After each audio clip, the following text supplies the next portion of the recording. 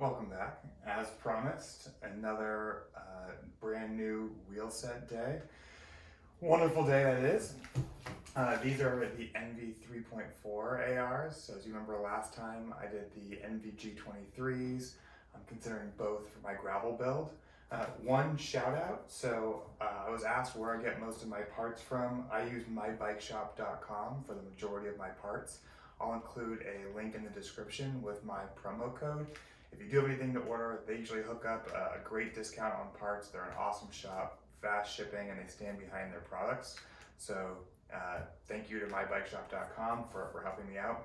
Again, I pay for everything, but every little discount does help. So moving on to the wheels. So we open these guys up.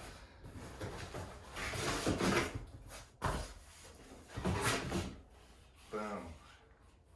So for those that don't know much about the Enve 3.4s, they're 25 mil internal width, 32 outer width.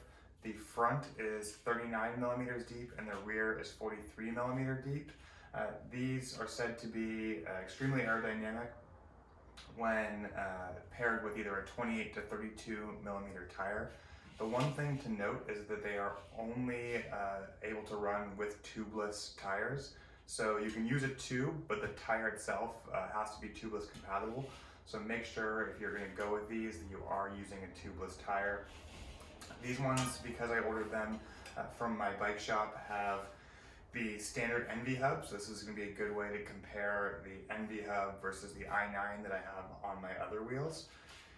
First look, they look sweet. They look like Enves. They come with the black logos instead of the white logos. I typically like those better. They feel light. They look extremely wide, and I can see why these would be a stiffer wheel set just because of the actual depth of the rim. Pulling out the other one, again, they come well packed. Have little end cap covers to protect. These are center lock.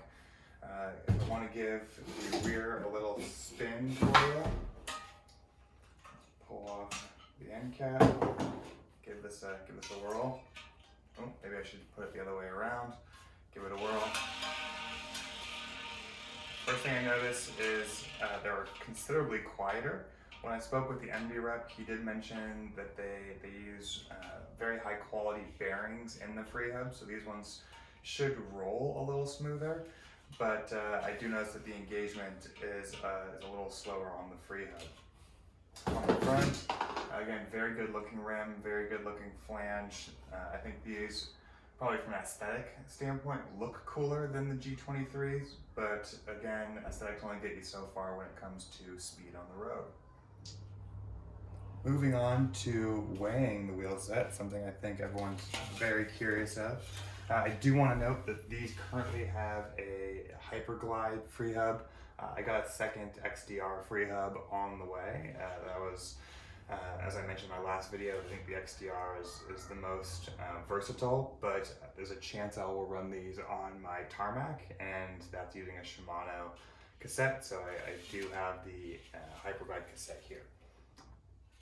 Turning on the scale, again, this does have this little bit of cardboard, so subtract 1 or 2 grams. Again, these haven't been set up tubeless yet, so this is just the bare rim. The rear comes in at 788 grams. Let's grab the front.